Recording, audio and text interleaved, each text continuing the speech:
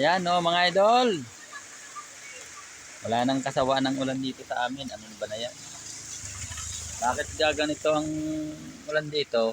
Wala nang tegel sa amin. Oh, ayan o. Ayan mga bata nasa kubo o. Nakasilong, naglalaro. Naglalaro ang mga bata doon. Oh. Ay talaga pong kwan, mga idol. Wala nang tigil. Ang ulan, ay ano, yung mapan. Dalawa oh. Yan, mapan. Mapan yan mga idol, hindi yan nitik. Mapan. Yan po ay alaga. Alaga yan. Kaya gayan, hindi yan nalayo. Hindi yan nalipad. Kumbaga yung pakpak niyan, pinuputulan mga idol. Pag medyo mahaba na, yung pakpak puputulan para hindi siya lumipad. Mapan po ang tawag dyan ha, hindi itik, mapan. Yan mga idol. Oh, ganda naman.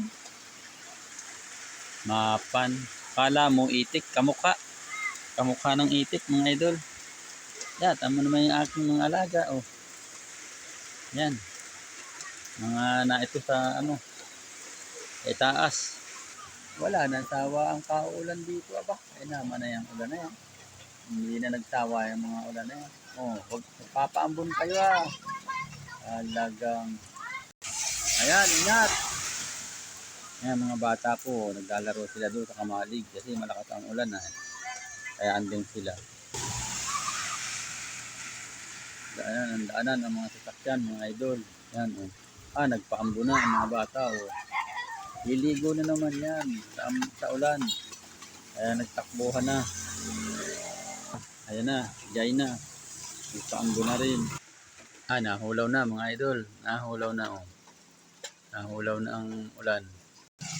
Wala talagang sawa ang ulan dito sa amin, mga idol. Magandang hapon na po ngayon eh. Hapon, uli. Magandang hapon po uli sa ating lahat. Ingat-ingat po tayo. Napaka ulan po dito sa amin. Salamat po at magandang hapon uli. God bless po.